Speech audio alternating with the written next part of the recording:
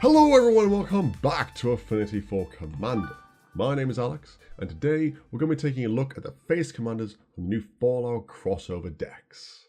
Just remember before we start, if you like any of the cards we're going to be talking about here, or even want to purchase the full decks themselves, then you know you have to head over to cardmarket.com using our affiliate link in the description box below. Or if you're one of our lovely viewers from the lands of 10 Gallon Hat and Stone-Faced Sun Mountains, then be sure to use our link for TCG Player or Flipside Gaming. Using any of these links does not cost you anything extra, but really helps the channel out quite a lot. Now, onto our first commander, a very awesome Technicolored Shepherd. Yes, the first commander we're looking at is Dogmeat, ever loyal. A legendary dog for 1 red, 1 green and 1 white. He is a 3/3 and reads, when Dogmeat enters the battlefield, mill 5 cards. Then return an aura or equipment card from your graveyard to your hand. And whenever a creature you control with enchanted or equipped attacks, create a junk token. Now, junk tokens are a new token that essentially allow you to exile a top card of your library and then be able to play it that turn. These, however, can only be activated at sorcery speed.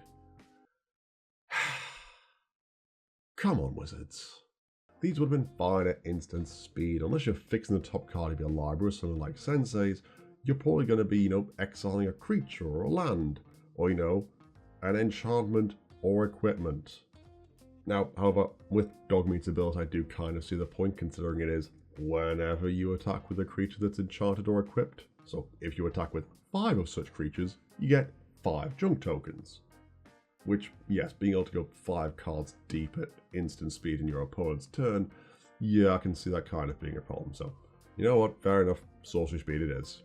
And besides, it's still pseudo card draw in Naya in Commander, which already has a huge amount of support for this particular theme, especially in hate enchantments. Song of the Dryad, Darksoul Mutation, and even the newly spoiled Over Encumbered are all great things to mill with Dogmeat to then return to your hand. Plus again, this Naya aura and equipment theme already has strong cards in it, and commanders like Oral the Miststalker and Mazzy True Sword Paladin. But even with this new mechanic and its veritable amount of huge backbone from its already pre-established theme, Dogmeat isn't really getting to me, apart from with that adorable little face of his. Personally, I am hoping there's going to be some manner of broken aura or enchantment or equipment in the deck, something that makes junk tokens amazing. It's not going to push it into ST or break the format by any means. Could be wrong, but I doubt it. For me, he's a perfect middle-of-the-road, mid-range good boy who's going to have some excellent enchantment and equipment themes running through him. Besides, quite a unique style, enchantment and equipment mill and then return. Still good value. However, speaking of mill as well as new mechanics, let's move on to our second commander, the Wise Mothman. The Wise Mothman is a 3/3 legendary human insect for 1 generic, 1 black, 1 green, and 1 blue. They are flying and read, whenever the Wise Mothman enters the battlefield or attacks, each player gets a rad counter. Whenever 1 or more non-land cards are milled, put a +1/+1 counter on each of up to X target creatures, where X is the number of non-land cards milled this way. So on ETB, each player, including Mothman's controller, gets a rad counter. Now these are a new form of counter, much like Infect, Energy or Experience counters. They can be messed with, manipulated, and proliferated. Now the rad counters themselves essentially mean that as you go to your pre-combat main phase, you need to mill that number of cards. And for each 1 non-land card you mill, you take a rad counter off and lose 1 life. So if you have 5 rad counters, you mill 5 cards. If you mill 5 non-lands, lose 5 life, take all rad counters off. If, however, you have 5 rad counters and mill 5 land, then you keep those counters and have to do it again next turn. Now, ideally for our general, we want people to be milling non-land cards, so we get those sweet +1/+1 counters. So for this, if a person mills 4 non-land cards, then we get 4 instances of putting a +1/+1 counter on over up to 4 targets. That is not, we get 4 +1/+1 counters to put wherever we want, including on a single creature. The number of non-land cards milled increase the number of creatures we can put a singular counter on, not the number of counters that we can put on just the one creature. Now, following that lengthy explanation, it is still Sultai Mill, which already has amazing support in decks like Sidisi Brood Tyrant or Muldrotha. Plus, this new mechanic for rad counters that's occurring on both ETB and attack is just going to make a fantastic mill engine that can just keep grinding throughout the entire game.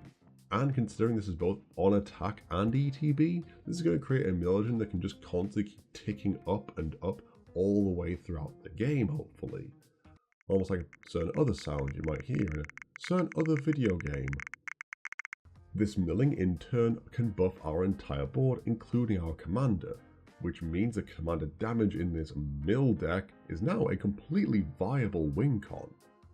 This is 100% so far my favourite face commander of the Fallout decks, and maybe it's because I don't have a mill deck myself just yet, but the fact that you get to play this, mill everyone, have this new rad counter theme going through it, and then buff your board to get in for some damage as well is just... I love it. Meanwhile, we all remember how energy was completely broken in Standard, right? Well, Wizards are trying to recapture that magic in the 100 card format with Dr. Madison Lee. Dr. Madison Lee is a human scientist for 1 red, 1 white, and 1 blue mana. She is a 2/3 and reads, whenever you cast an artifact spell, you get an energy counter. She also has 3 abilities that all have tap and pay an energy. For paying 1 energy, a target creature can get +1/+0 and gains haste and trample to end a turn. You can pay 3 energy, draw a card, and pay 5 to return target artifact card from your graveyard to the battlefield tapped. So we have Jeskai artifacts, which outside partners has never actually been done before, which,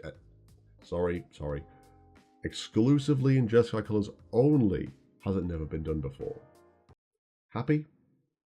But getting an energy whenever you cast an artifact spell is a great means of giving us an engine to produce all those counters, and then using it to give haste to a big energy creature like, let's say, Ether Squall Ancient, who essentially functions as a one-sided board wipe, is a great bit of synergy that I cannot wait to see. And also, one-sided board bounces are always good. Or to be able to draw an additional card each turn, considering the fact that we're essentially going to be dropping our hands from casting all these artifacts, like, Gonti's Ether Heart, that exceptionally fair and balanced magic card. Or who could forget the fantasticness that is Aetherworks Marvel. So not anyone that ever played Standard during Kaladesh, I'll tell you that much. But I do imagine there'll be even more energy cards put into this deck, considering there are only currently 45 in all of existence, and most of them are jank commons and uncommons that would not see fit to be played even on a kitchen table. I am however 100% expecting a reprint of Glimmer of Genius with fantastic new Fallout artwork. And from what we've seen so far in Rex the Cyberhound, we can fully expect cards that have energy requirements to pay off for fantastically powerful abilities. So Dr. Lee is probably going to be split between artifact synergies and energy payoff cards, which, considering all we realistically need is an energy version of Comet Storm to make this viable, yeah, I'm happy with that. I'm not a massive fan of the fact that all our abilities require to tap. The first 2 I get, but just drawing a card but still costing you actual energy counters, maybe it's just the Jeskai mage and me just desiring my commander to give me a lot more card draw than I have any right to deserve. And I do think she's probably going to have to go more down the Crack Clan Ironworks route of small, cheap artifacts that you can sacrifice to bring back with our last ability to gain more value from them, rather than, let's say, big explosive artifact creatures. Overall, despite her tappiness, I still think she's going to be a great energy commander, and I'm also super happy that Wizards is revisiting old mechanics and trying to give them new life in a new and exciting way. And on to our last commander. A true commander, Caesar. Caesar, Legion's commander, is a 4/4 legendary human soldier for 1 generic, 1 red, 1 black, and 1 white. He reads, whenever you attack, you may sacrifice another creature. When you do, choose 2. Create 2 1/1 red and white soldier creature tokens with haste that are tapped and attacking. Or you can draw a card and lose 1 life, or Caesar, Legion's Emperor, deals damage equal to the number of creature tokens you control to target opponent. Now I like this for a few reasons. Number 1, it's Angry Mardu being angry, as all Mardu should be. Plus his ability is really versatile. You can either grow your board state, draw a card, or even pressure opponents' life totals before we've even gone to declare blockers. Now, there are a few drawbacks to these great abilities. For one thing, they're on attack. So if an opponent has a creature out that can kill Caesar, and that's true of all of our opponents, he's essentially going to sit there and do nothing. Equally, the 1/1s after turn 4 or 5 are going to get eaten by the generic 2/2s that get floated around in Commander, and thus are not going to be very helpful at all. And with these tokens that have to be tapped and attacking getting eaten, that's going to hinder his last ability the next time around as well. Now yes, this can be gone around by having more and more removal, but having to run a ridiculous amount of removal in a deck just to make your commander's attack trigger worth it is not really good deck building advice. Giving our commander some form of evasion like unblockable, now that's a lot better of an idea to me, even if the 1/1s will still be dying. But it is a sacrifice I'm willing to make. From this, Caesar's just going to be a good Mardu token commander, which there's nothing wrong with that. It's still a great idea to go secure the waste for a lot in my opponent's end step, have Caesar out, go to combat and swing for a boatload of damage, and really dome an opponent's health, again, before we've even gone to declare blockers step. Overall, personally, I would probably say either Dogmeat maybe or Mothman gets the crown for me for best new face commander from these decks. They've both got that unique new mechanic, and they've both got a wealth of card pool already there to draw from. But, you know, if I'm caught between a nuke and a vending machine, I'm definitely going to give the crown of best new face commander from the Fallout decks to the wise Mothman.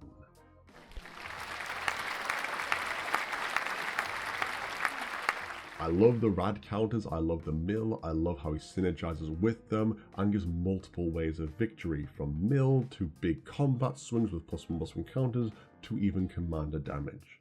He's just, I love him to bits.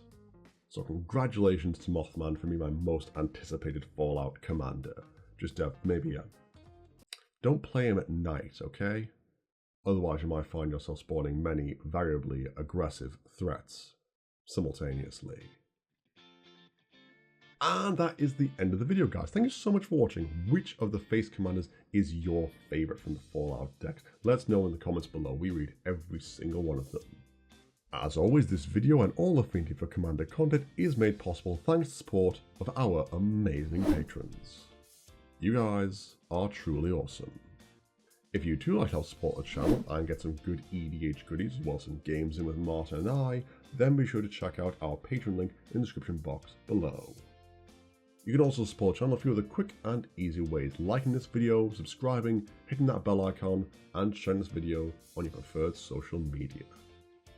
But that'll be it from me for now though, guys. As always, I've been Alex, and I will see you next time.